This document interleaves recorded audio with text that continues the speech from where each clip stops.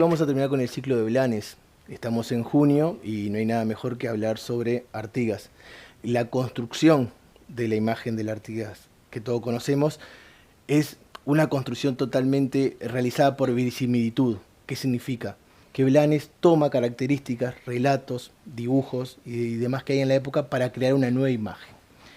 Algo que es importante, esto no quiere hablar mal de Blanes, tampoco quiere hablar mal de Artigas, simplemente queremos contar la historia porque creo que la creación del Artigas de Blanes es el ícono fundamental de nuestra historia patria. Dentro de la iconografía nacional no hay nada más importante que el rostro que nosotros conocemos de Artigas. Claro. Que comienza en 1884 con un par de bocetos y recién va a ver el público en 1909. Incluso van a tener que traerla de Florencia porque Blanes la pintó en su estudio en Italia. Para que tengan una idea de cómo vamos a arrancar, hay una frase que Blanes le comenta a un político uruguayo, que es el que le solicita los bocetos, que es: quiero que me digas si quieres tener al patriota Artigas o al viejo del Paraguay. Esta frase es extremadamente importante porque la única cosa que teníamos nosotros de Artigas era una litografía de Sabayú que tomó desde Dermesay, que fue el médico que lo dibujó en un boceto a Artigas, y después ese boceto no existe, no tenemos el registro, ese boceto se perdió. Fue a parar a España, se hace una litografía y se publica en un libro sobre la historia física, económica y política del Paraguay, y ahí es por primera vez donde aparece un retrato bastante caricaturesco de perfil del que nosotros conocemos como José Gervasio Artigas.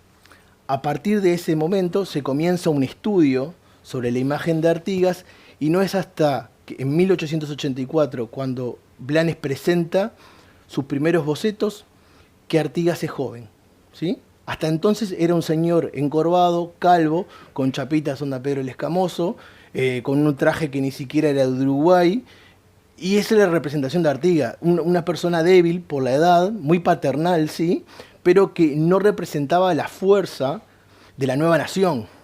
El pueblo no podía identificarse con ese hombre desgarbado, encorvado, castigado por los años. Entonces Blanes, de una forma muy inteligente, crea esta nueva pintura, esta nueva imagen de Artigas.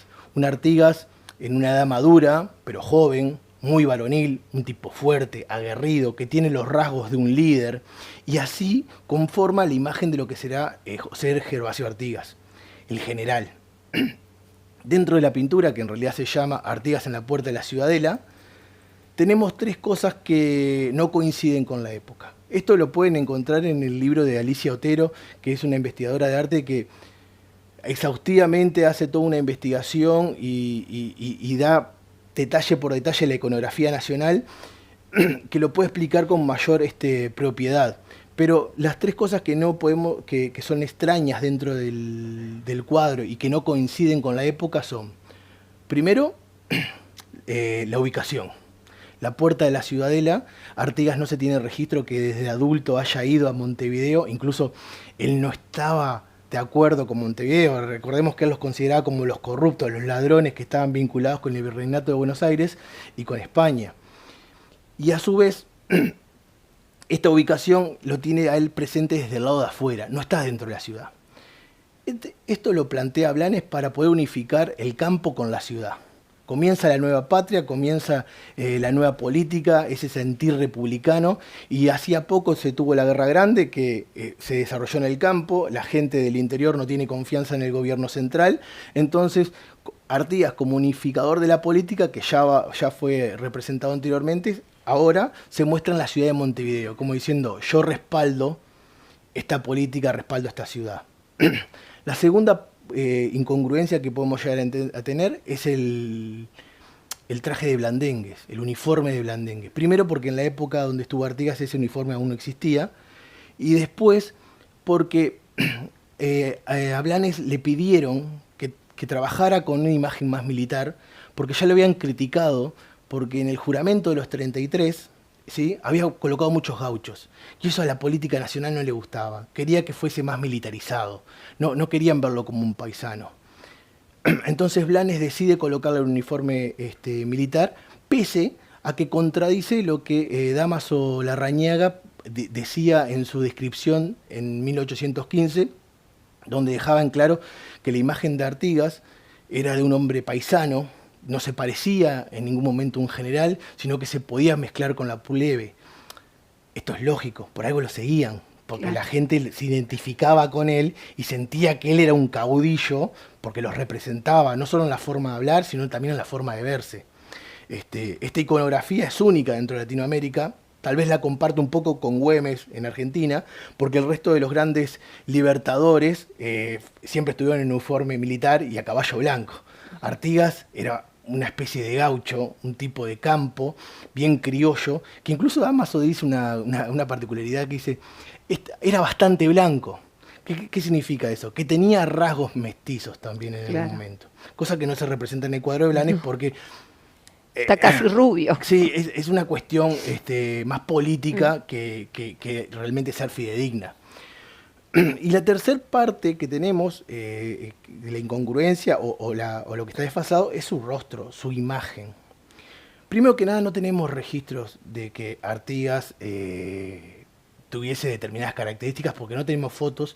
Él en los 9 años que funcionó como caudillo y como general del Ejército Libre, no tuvo la oportunidad de que lo retratasen, tal vez porque estaba en el campo, o tal vez porque en ese periodo de tiempo también hubo muy pocos retratistas y casi todos estaban vinculados a las zonas urbanas, entonces era muy difícil que viajaran y le hicieran un retrato a Artigas. Entonces, Blanes se basa en esta litografía de Lasay y se basa en relatos. Recordemos que en ese periodo de tiempo hubo personas que vieron todo el proceso, hubo políticos que pagaron por este cuadro o que votaron por este cuadro, que vieron todo el proceso libertario. Entonces, los relatos sobre Artigas o sobre su imagen estaban directamente vividos, no por ellos, pero sino por sus padres o sus abuelos. Entonces, estos relatos son los que toma Artigas. Los que toma Blanes para hacer el retrato de Artigas. Lo pone como un hombre fuerte, porque quiere sacarse un poco esa imagen del caudillo débil, del caudillo venido a menos por la edad. Hay una cosa que menciona porque fue muy criticado su boceto. Dice, pero este no se parece a Artigas. Claro. Y bueno, Juan Carlos Gómez, que era el principal amigo, que también fue político de Blanes, en una conversación le pregunta, bueno, si a él le parece que realmente este es Artigas. Y Blanes, muy decidido de su cuestión, ya mencionando si querían el Artigas patriota o el viejo del Paraguay, les dice, este óleo sin duda se parece al caudillo, estoy parafraseando pero no me lo acuerdo muy bien de memoria, pero al caudillo lo mismo que un huevo a una castaña. Dice, porque yo no soy historiador, yo soy artista. Claro. Y no me puedo basar en una caricatura francesa para presentarle al pueblo el prócer de nuestra patria. Por eso que él toma esa imagen tan gallardesca, tan poderosa, que va a ser el ícono fundamental. O sea, en realidad se transforma en la imagen oficial alrededor de 1926, junto con otros 2 rostros más de Artigas. Pero hasta entonces la gente se disputaba si realmente era o no era Artigas, incluso dentro de la política no estaban muy de acuerdo, no estaban contentos con el resultado de ese hombre que no representaba las características de un revolucionario francés, que es lo que se buscaba en la época, ¿no? Más allá de que tenía esa nariz aguileña, tenía rostro de campo, tenía rostro de hombre de haber trabajado en el campo, no de un erudito de una escuela militar, sino que detrás de ese traje de blandengues totalmente inmaculado y ese poncho y esa postura de gran general, se veía que había un gaucho, se veía que había una persona de campo y eso molestaba un poco. Pero el recibimiento de la gente fue tan grande que no se pudo evitar que Artigas fuese el ícono principal de la iconografía uruguaya. Pero más allá de eso, para saber si realmente el rostro de Artigas que plantea Blanes es un éxito, hay que remitirse a un gran competidor del arte en la época, que era Juan Zorrilla de San Martín, que también había pintado un Artigas, ese sí, un poco más rubión, un poquito más de ojos claros, como más modelito, pero cuando le preguntan a él por la pintura de Blanes, él contesta, que incluso contesta en el diario de la época, y con una frase similar a la que voy a repetir, que es, ¿consiguió Blanes su objetivo? ¿Es realmente el retrato de Artigas el que él creó? Si alguien me pregunta, yo puedo responderles que sin duda es lo más aproximado que tenemos del prócer.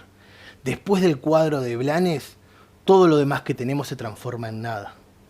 El arte nacional representado por Juan Zorrilla San Martín, que es un ícono también, un pilar dentro de nuestra historia nacional del arte, respalda a Blanes, respalda esa invención, porque el rostro de Artigas es un invento. No quiere decir que sea malo, al contrario, el rostro de Artigas representa la sociedad uruguaya de ese momento, que quería crecer y quería ser independiente en el mundo, tener su autonomía, salvaguardar el futuro para las próximas generaciones y mostrarse al resto de América, pese a que éramos los más pequeños, como fuertes, como guerreros. Francia y el resto de América nos quería inculcar ese prócer avejentado, débil, un poco hasta ridículo, porque tomaba las características del imaginario europeo sobre lo que eran los americanos y de lo que eran caudillos, porque si ustedes ven la imagen de Artigas viejo, van a ver que tiene un exageramiento de nariz, muy pronunciada la parte lateral del cráneo, los pómulos sobresalidos, parece que le faltan los dientes porque tiene los labios juntos hacia adentro. Entonces, pensar que Blanes, lo que, más allá de crear una nueva imagen del prócer de nuestra patria, lo que realiza es una guerra mediática, una guerra de imagen contra la Europa colonista, ¿no? Ellos quieren que tengamos un héroe débil. Pues no, yo les voy a dar el héroe más fuerte que se pueda conseguir. Y por eso presenta el Artigas que hoy conocemos. Me encantó, Mario. Como siempre me dejas muda.